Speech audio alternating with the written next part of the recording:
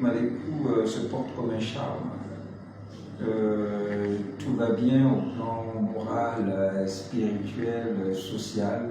C'est vrai, il y a des difficultés, des contingences quotidiennes qui sont là, mais qui ne sont pas d'une gravité au point de compromettre mon équilibre.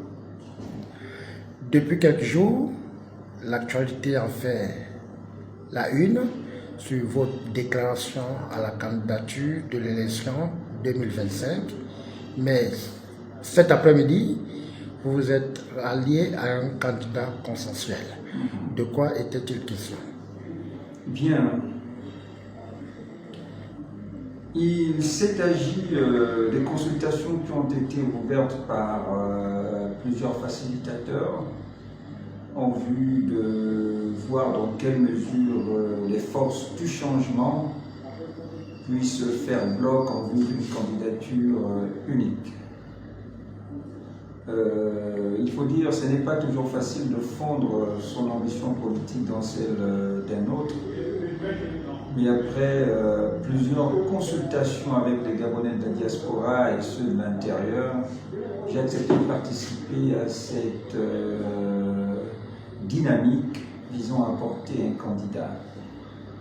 Naturellement, on a voulu le faire après la phase de dépôt de candidature, pour permettre à chacun de vendre son ambition politique, c'est-à-dire son offre politique auprès du peuple gabonais. Mais on a constaté que le groupe que nous constituions n'était pas formé des milliardaires dont la plupart ont siphonné les caisses de l'État. Parce que dans le principe de bloc après dépôt de candidature, le principe est le même, celui qui est porté rembourse la caution et les frais de dépenses liés à la campagne électorale dans la phase pré-désignation. Or, de nous tous, aucun n'avait les ressources suffisantes pour rembourser 30 millions à chacun en sus des dépenses liées aux frais de campagne.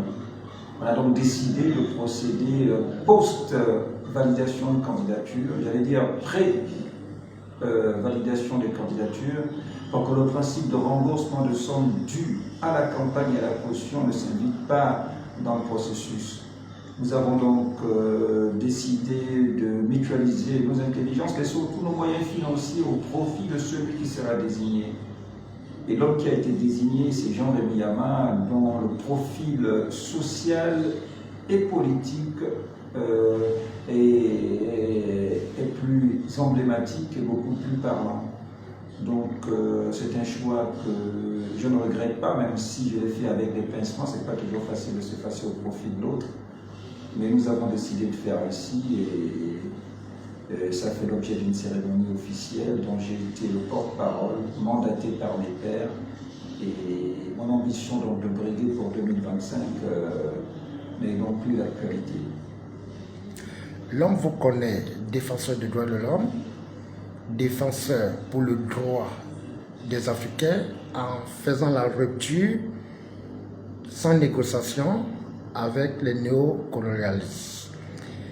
Est-ce une occasion pour vous d'apporter un plus-value dans le combat de Jean-Rémy Yama pour pouvoir pousser la jeunesse gabonaise de se révolutionner si il arrivait que Jean-Rémy Yama remportait les élections, de pouvoir rompre les accords néocolonialistes avec la France?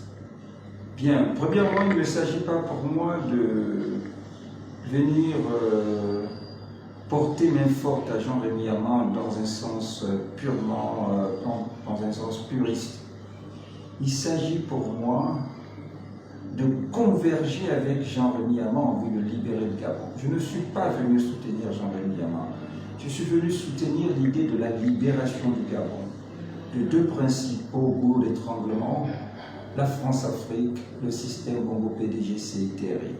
Donc il ne s'agit pas d'aider Jean-Rémy Yama, il s'agit d'être à côté, non pas derrière Jean-Rémy Yama, mais à côté de Jean-Rémy Yama, pour que l'idéal commun qui est la libération du Gabon puisse être acté. Et comme dans toute bataille, il faut que les porteurs d'ambition décident de mettre quelqu'un en avant, ben il a été mis en avant. Mais ce n'est pas pour les beaux yeux de la princesse. Hein. c'est parce qu'on a estimé que par rapport à nous, humblement, il était plus en capacité de porter cette bataille et nous avons décidé de faire ainsi.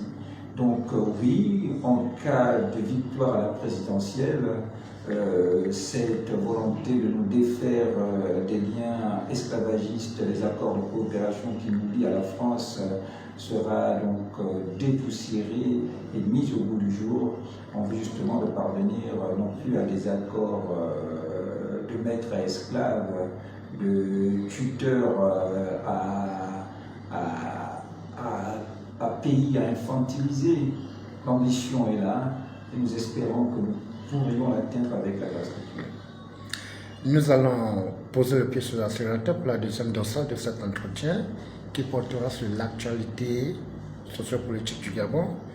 Quel est votre regard sur la gérance de la transition par le général de brigade Brice Clotaire Oligui Nguema?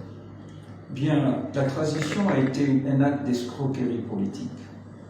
Parce que le général Brice Clotaire Oligui Nguema et ses troupes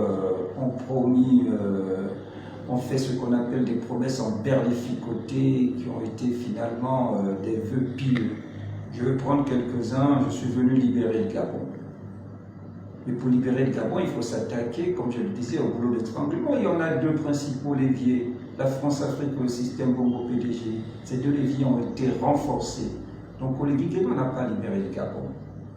En libérant le Gabon, on nous dégage déjà de la présence encombrante de l'armée française dans notre pays. On nous dégage des accords de coopération qui font que la France est le patron des ports, des entrées et sorties du Gabon.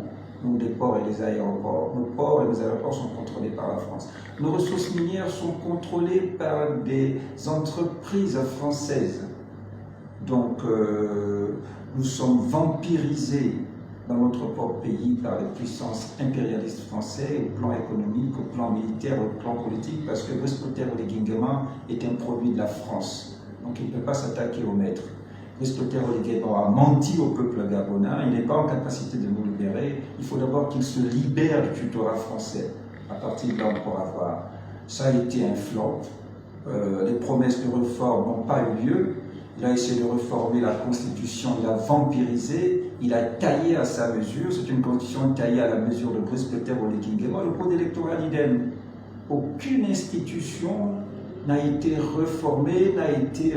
c'était quoi? CTRI, c'est quoi encore la restitution des institutions? Aucune institution n'a été réformée, restituée. Les militaires ont été des délinquants en col blanc, des pédégistes en treillis.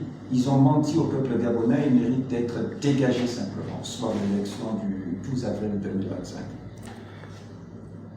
Déclaré candidat à cette élection, quels seront donc les mécanismes et les stratégies pour pouvoir pousser les électeurs et non ceux qui inondent les réseaux sociaux, n'ayant pas de carte électorale, de pouvoir faire la barrière au projet de société que présentera le président Brice Clotaire Oligui Nguema? Notre Oligui Nguema ni son projet de société ne sont pas nos obstacles. Nos obstacles, c'est l'obscurantisme qui a été sémé au sein du peuple gabonais. Donc il s'agit pour nous de lutter contre cet obscurantisme en pointant du doigt ce que j'ai qualifié de goulot d'étranglement. Tant qu'on ne se sera pas débarrassé des goulots d'étranglement qui s'appellent la France-Afrique ou le système Bongo-PDG, nous ne pourrions jamais avoir une indépendance politique, une indépendance militaire, une indépendance économique. Donc nous ne pouvons pas conjuguer le verbe prospérer et partage équitable des richesses nationales. Il n'y a pas de programme particulier. Le programme, c'est libérons-nous de ces plans au développement du Gabon, de ces plans à la capacité des Gabonais de disposer de leurs richesses et de disposer de leur pays. Donc il n'y a pas un discours que le discours de la libération en indexant les bourreaux de nos libertés militaires, politiques et économiques qui s'appelle la France-Afrique, le système Bongo-PDG. Il n'y a pas un autre discours, il n'y a pas d'autre projet de société. C'est après s'être débarrassé de ça que l'on peut conjuguer le verbe développement social, économique, prospérité. Parce que si on se libère, la France mourra, puisqu'elle ne pourra plus siphonner nos richesses, elle ne pourra plus vampiriser nos politiques, elle ne pourra plus disposer de notre sol et de notre sous la volonté Donc l'objectif, c'est de nous libérer de ça, et après ça, on pourra parler de prospérité. Avançant tant que les Oléguinguémans, qui sont le prolongement des Bongo père et fils, sont là, on ne parviendra pas. On a eu le père, on a eu le fils, on a eu le neveu. Au nom du père, du fils et du neveu, on ne peut pas continuer comme ça. Il faudrait dégager les Bongo, porteurs de patronyme ou pas, pour que le Gabon accède à sa liberté, à sa vraie libération. Et c'est ça le seul programme qu'il faudrait dire aux Gabonais. Il n'y a pas 10 000 programmes. Quand on aura acquis ces préalables de développement, à la prospérité, à partir de là, on pourra développer un plan de société, mais pas avant. Nous sommes au thème de cet entretien. Quel est donc le message que vous adressez à la population? Et un mot d'ordre, peut-être, à adhérer dans votre coalition? Non, l'objectif, ce n'est pas d'adhérer à une coalition. L'objectif, ce n'est pas d'être derrière un individu. L'objectif, c'est de prendre conscience que le Gabon doit se libérer. Nous devions nous dégager de la France-Afrique et de ses valets. Le valet a été Léon Mba en premier, le valet a été Omar Bongo en second, le valet a été Ali Bongo, et le valet de service actuellement s'appelle Brice Clotaire Oléguinguémans, avec pour bras armé le CETRI. Nous devons dégager ces hommes de levier de décision de notre pays. Les populations doivent apporter votre sanction à Oléguinguémans et à tous les membres du système Bongo PDG qui se libéreront. Et j'appelle le peuple à voter pour Jean-Rémy Yama, pour acter cette libération du Gabon. Ce n'est qu'à ce prix que nous pourrions disposer de notre pays, disposer des richesses dont regorge notre pays, disposer de notre liberté politique, chasser l'armée française et rendre le Gabon au Gabonais. Merci, Président. Merci beaucoup.